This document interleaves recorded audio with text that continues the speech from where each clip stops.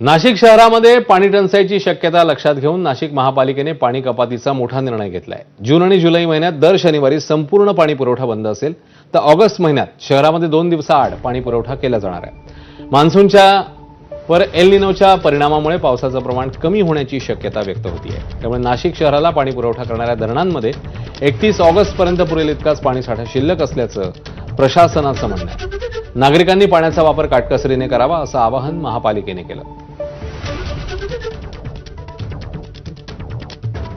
आपण ह्या शनिवारपासून एक दिवसाचा आता प्रत्येक पूर्ण आठवड्याचा एक ब्रेक घेणार आहोत।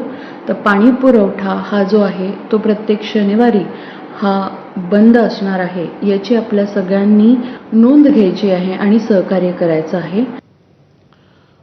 पंढरपूरच्या उजनी धरणाने तळ गाठल्यामुळे धरणातनं शेतीसाठी होणारा पाणी पुरवठा पूर्णपणे बंद करण्याचे